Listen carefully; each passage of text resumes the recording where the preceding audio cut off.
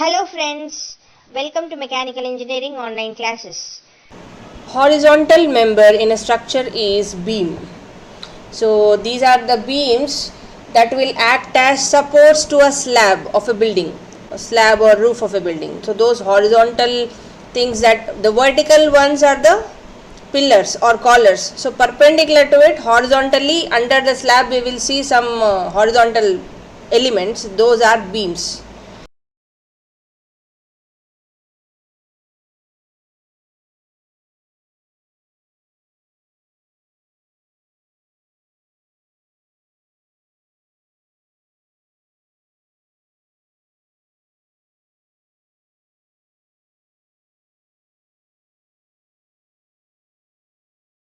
So the primary function of beams is to withstand the loads that are applied perpendicular to the beam axis. If the beam is like this, the axis of the beam will be along its length.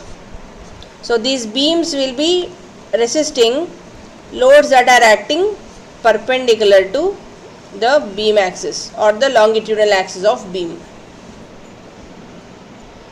And beams are classified based on the types of supports. Based on what support a beam is in place, it is classified. So the first and most commonly used is a simply supported beam. Simply supported beam means here the horizontal member is a beam which has to resist several loads like F1, F2 and F3 acting upon it. So this simply supported beam means at the end points of beam, let this point be A, this end point, and the other end point is B. So at the end points, it is supported by some support, like there might be a hinge support on one place or there might be a roller on the other place. So this beam is placed or it is attached to different supports at its two end points. So when a beam is supported at two end points, that is called as simply supported beam.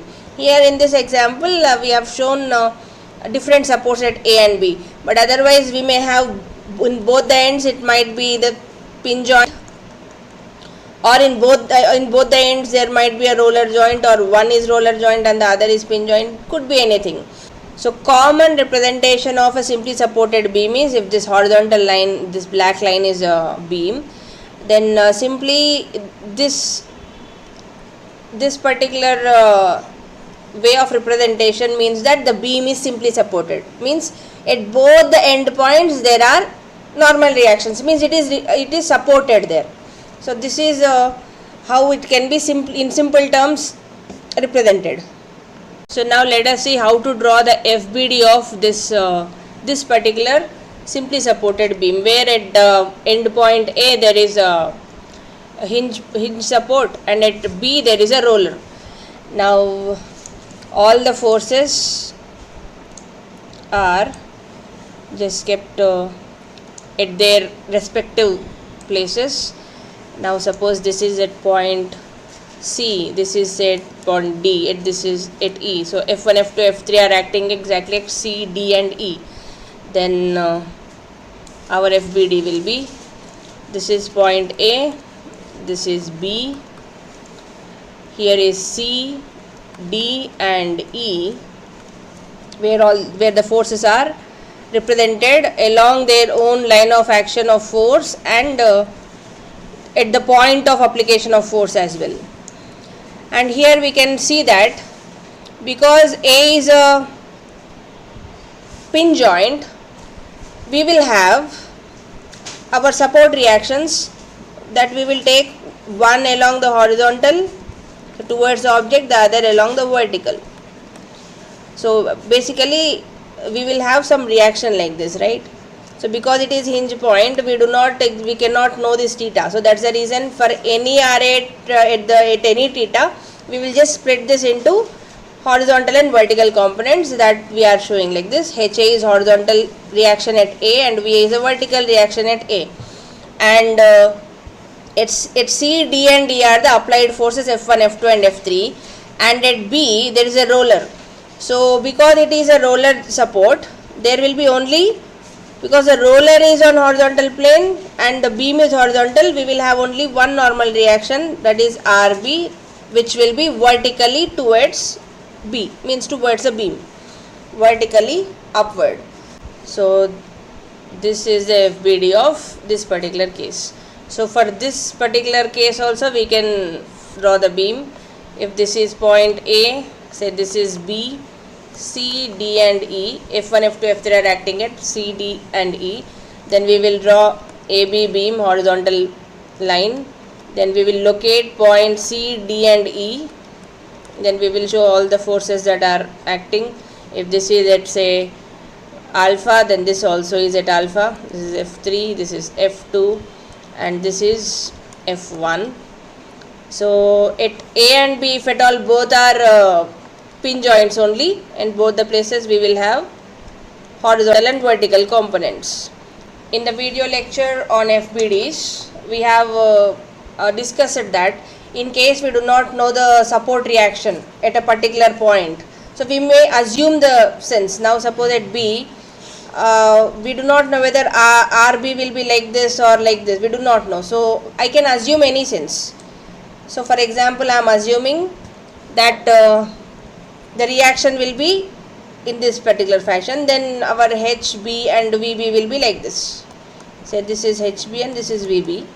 So and assuming these directions, we will try to solve the problem, and positive answer means that our assumption of the sense is correct. If we get a negative answer, it means the assumption, means the direction which we assumed is wrong, means opposite. So when we do not know the sense at a particular support, we can assume the direction and we have to complete the FBD. So this is one type of beam which is simply supported.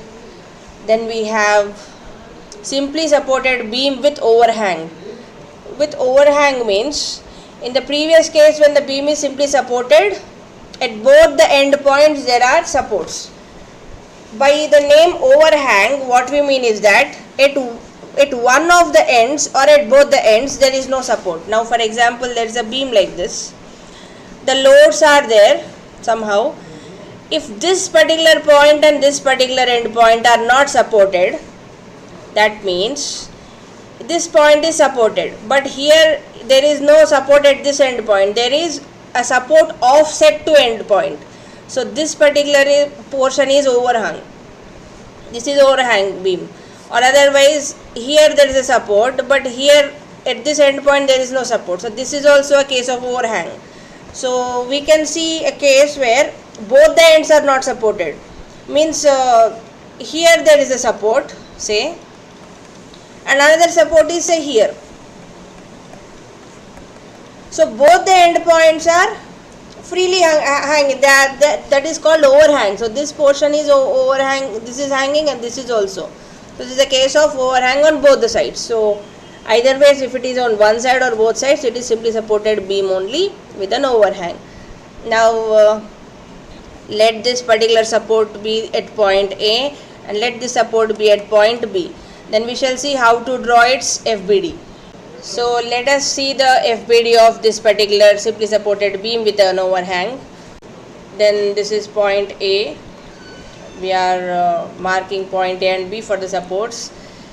A, there is a pin joint, so here we can show a horizontal and a vertical reaction, VA and HA at point A, and at B there is a roller, so there is only vertically upward reaction RB. So we have to also locate where this F1, F2, F3 are there. So let the point at, of application of these forces be C, D, E respectively.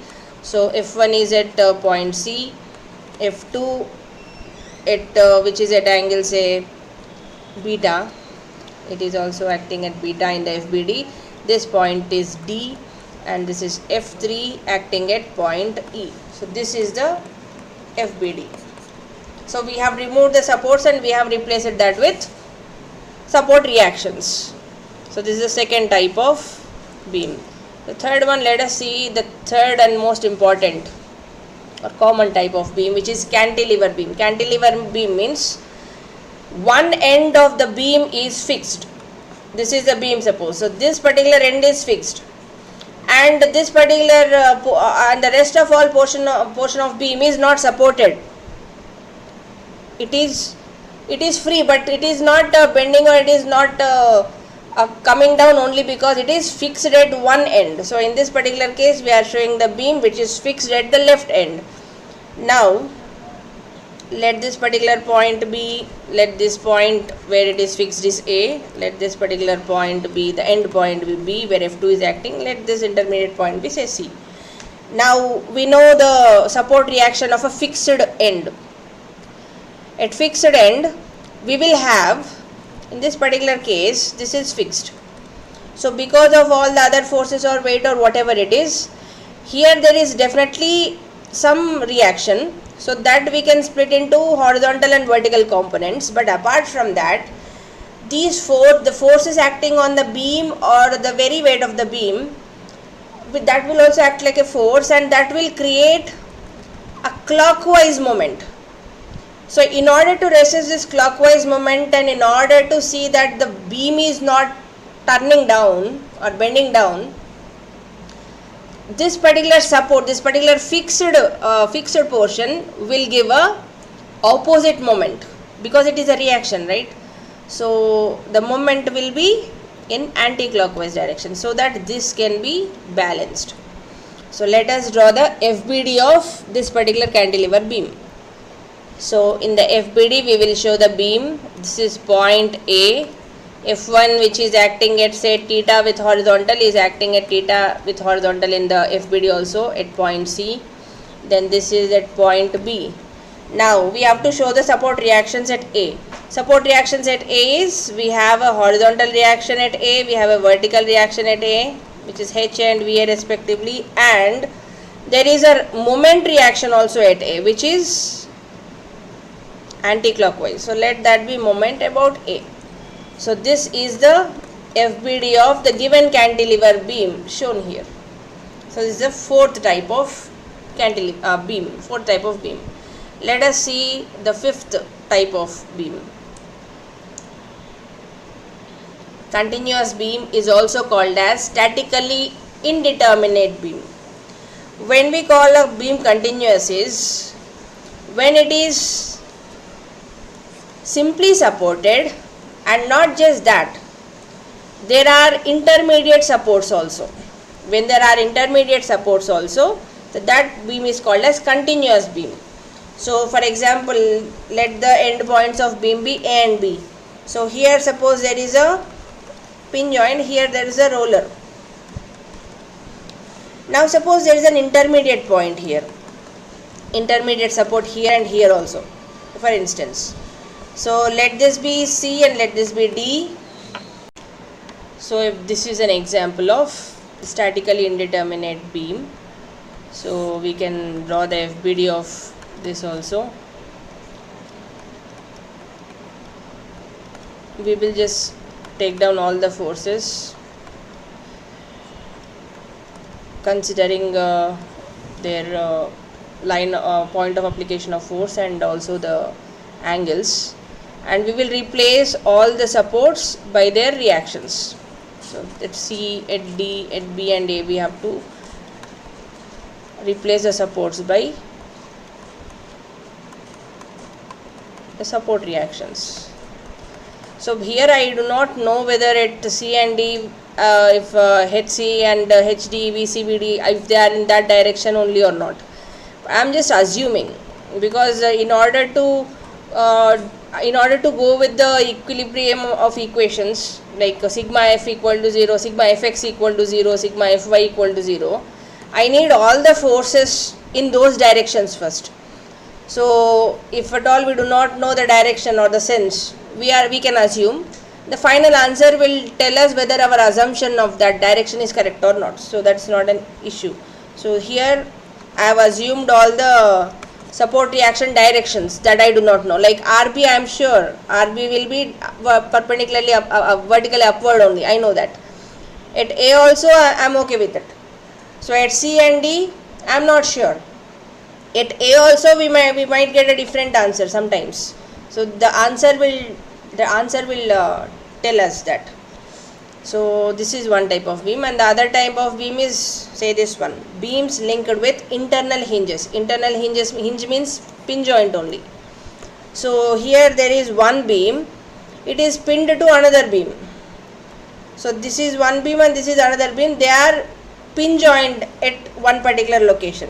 Now for example, F1 and F2 are acting on two beams that are pinned at, say, point, okay, let this be A, so let this be some C.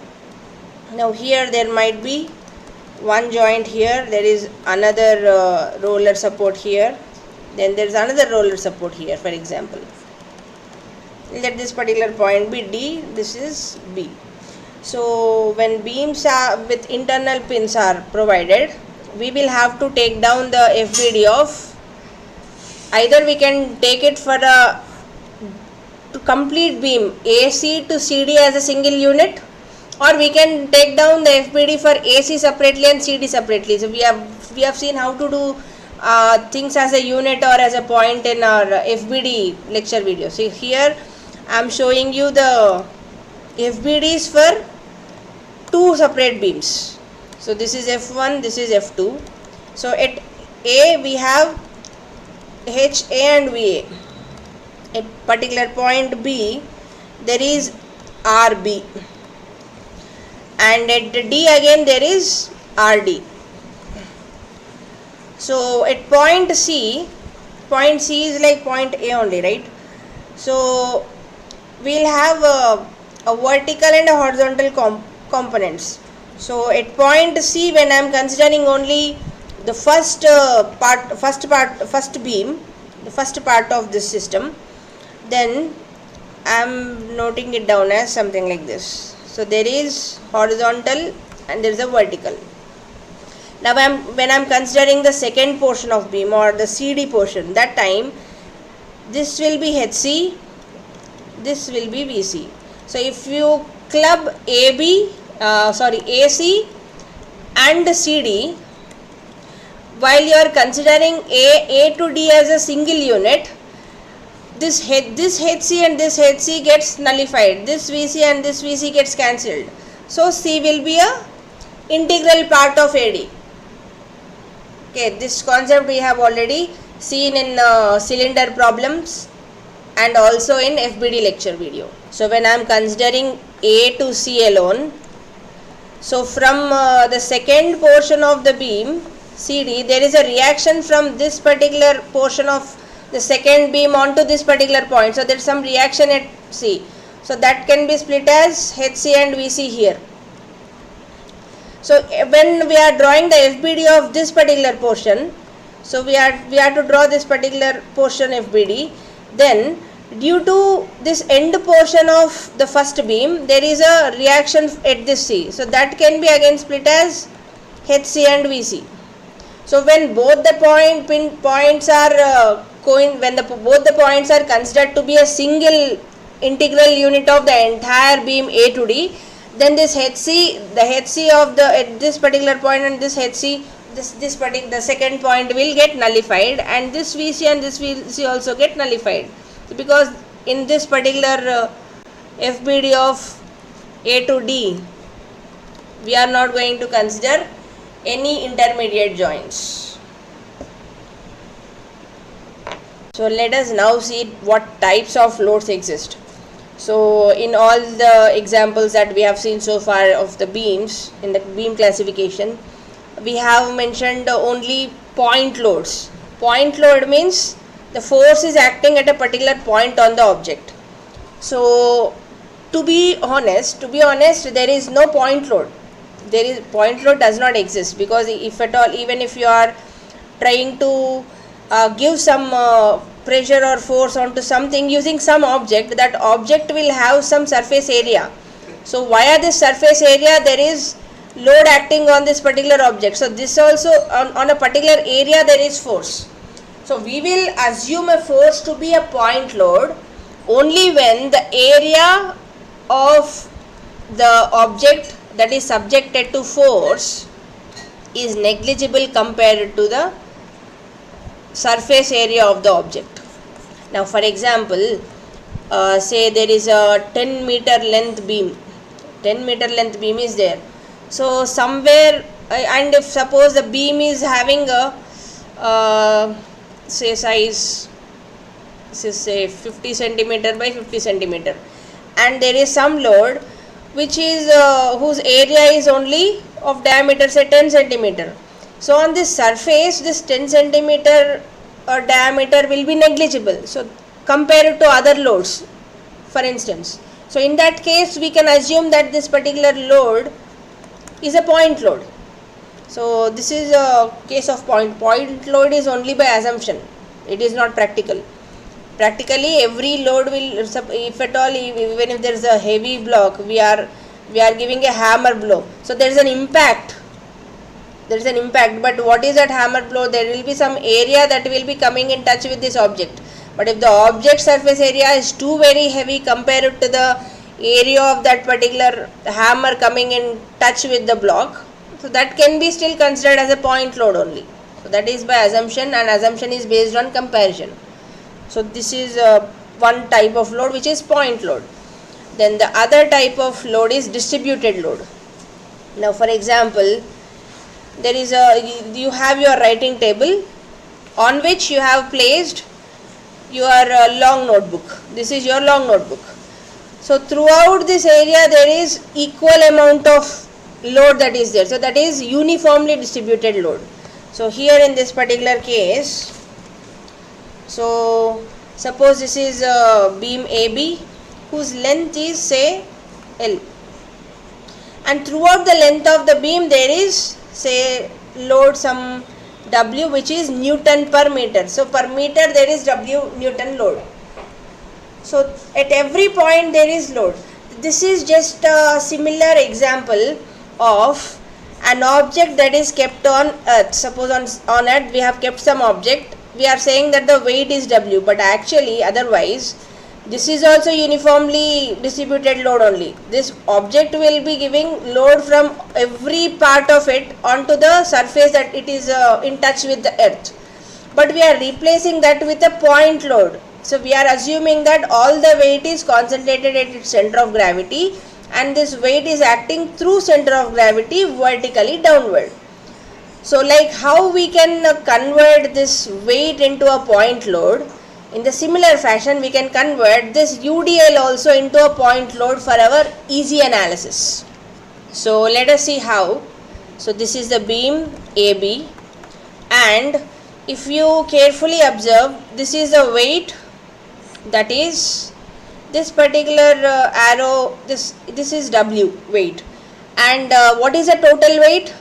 This W is per 1 meter, but how many meter length is the beam? It is for L meter. So the total weight is W into L. So we can assume that because this is uniformly distributed, like how weight was uniformly distributed, and we are assuming that all the weight is concentrated at its center of gravity. So here, because this is uniformly distributed, meaning which all the loads, when we are drawing all the loads to scale, so that will become a rectangle, so of length L and the height being W, whose area is WL. So where will be the centroid of this? So now we can replace all this rectangle and we can say that the total load is acting at the center of this rectangle. The total load is W into L, and where will be the centroid of this or center of gravity of this? If the length is L, this will be at L by 2, at the middle, at the midpoint. So in this particular example that we have chosen, the UDL is acting throughout the beam of length L. So at the midpoint of the beam, because all this uniformly distributed load is acting on AB, perpendicularly down onto AB. So our resultant is also perpendicularly down, vertically downward, perpendicular to AB and downward. So whose value is, the total value is W into L. This is newtons now, not Newton per meter. Newton per meter is converted to Newton, and for that we have multiplied it with the length along which the load is acting, and at L by 2 and L by 2 from both the ends. So this is the FBD of our UDL beam or beam with UDL. Now there is another way of representation of a uniformly distributed load also, this one. So UDL can be represented as this in this way or in this way. So whether we say that all the loads are acting like this. So I have first taken this particular representation so as to make you understand why it is acting from center and why its value is WL, because that will form a rectangle. But in rough senses we will just show that all the weight is acting randomly, uniformly. But so this is a very simple and ordinary way of representation. This is a technical representation. The first one is a technical representation. The second one is an ordinary representation. So that is uniformly distributed load. In short, UDL. We say UDL. The second type of the load is UVL, uniformly varying load. This one. So here, this is an example where beam AB of length L, say, is subjected to a uniformly varying load. Uniformly varying load means if at all we are drawing all the load at every particular point, say if we are naming each point on the beam, and if we are exactly drawing all the forces onto scale, provided these 1, 2, 3, this line of point of action of forces are also considered. If I draw all of them correctly to scale, and if I join all their end points, it is a straight line, means the slope is constant. So that kind of load is called as uniformly varying load. So theta at every particular point, theta is constant. So this is uniformly varying load. And now, just like the previous case, if we are drawing all the forces to scale, so that is becoming a right angular triangle, right? So suppose at this particular B, the total load is, say, W. Here also the maximum is W Newton per meter. So slowly it is varying, or it is coming down, and at point A it is 0. So this is that point A, this is that point B. So this particular value is W. So this particular W is varying slowly, and at length L it is becoming 0. So what is the area of this triangle? The total, in the previous case, the total force was the area of the rectangle. So here the total force will be the area of the triangle. So the area of the triangle is half WL. So the total force that is acting is half WL. And where will it act? Because this force is covering the entire area of this triangle, if at all we want to convert all these different loads at different points, like at point 1, 2, 3, 4 and so on, there are different amount of loads that are acting. They are not uniform, right? They are uniformly varying. So the total load is half into W into L. But where is it acting from? If at all I want to convert all these forces resultant is this half WL, but the point of application of this will be through the centroid of the triangle. Centroid of the triangle will be at, if this is L, say, it will be at L by 3 from this particular point B, or 2L by 3 from point A. So we can draw the FBD as, this is A, this is B, then if the length of the beam is L, because the highest weight is acting at point B, so our total resultant, which is WL by 2 newtons, will be acting at L by 3 distance from B, or 2L by 3 distance from A, because the resultant will always act towards that portion or near to that portion where the highest load exists. So highest load is towards B. So WL by 2 distance from B will be smaller. So this is L by 3.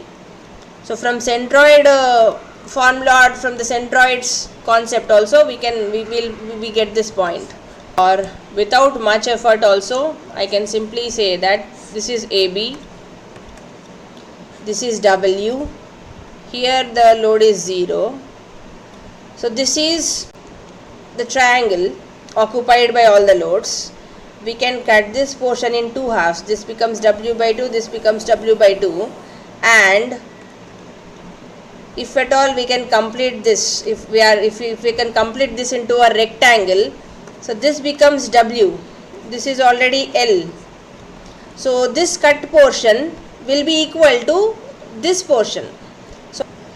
So I can replace this particular portion and place that here. So this will become a load of W by 2 and L. This is A and this is B. So the resultant is nothing but the area of the rectangle, which is W by 2 into L, WL by 2. But because the load is actually not uniformly acting, the centroid, it will act through the centroid of the triangle only. So in order to find the resultant, you can apply the rectangle concept and find it as WL by 2. But otherwise, in order to find the point of application of WL by 2, we have to consider the actual area, the actual shape of the area that it covers, which is a triangle. So this particular distance will be 2/3 of the total length. This will be L by 3. So either ways we will get WL by 2, and by the centroid of triangle we know that this particular distance will be 1/3 of the total. So this is one type of distributed load which is uniformly varying. Now let us see the combined form of UDL and UVL, uniformly distributed and uniformly varying. How is it combined? Here suppose this particular value here is W1, this particular value here is W2. This is at point A, the value is W1, at point B the value is W2. The previous case of UVL, at point A the load is 0, but in case of combined UDL and UVL, at neither of the points the load is 0. So what we can say here is, what we can understand from this is, if at all I can draw, if at all I can see them differently, like this is AB, so we can see the given loads as combinations of uniformly distributed load. So this is all W1 load, W1 and W1, and from this particular point there is another load which is UVL. So this is W2 minus W1, this particular portion, and this is 0. So this is a combination of both UDL and UVL. So let us see how to draw this FBD, or in simple terms. Now because we have A and B of length L, due to UDL is of value W1, the load is W1. So the resultant of this UDL will be W1, and the length through which it is acting, the length through which it is acting is W1L, and because it covers a rectangle, this resultant W1 into L will be passing to the center of it, centroid of it, so which will be at the midpoint of the beam.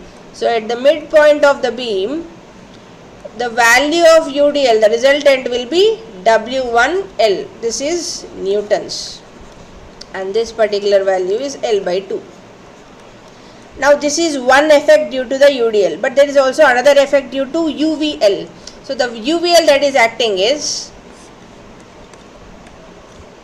at this particular location it is W2 minus W1, and here at this particular point it is 0. I am just showing the same triangle, this triangle. So whose height is W2 minus W1, because this is W2 minus W1 and this is W1. So the total will be W2, which is already given.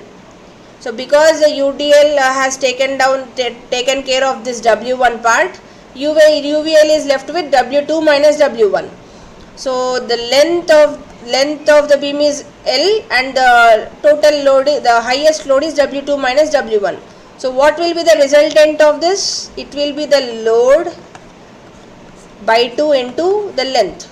And where will it act? Because the highest load is acting at B, it will be nearest to B.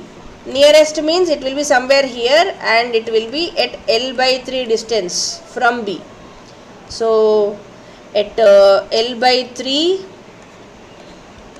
from B, there is W2 minus W1 by 2 into L newtons acting.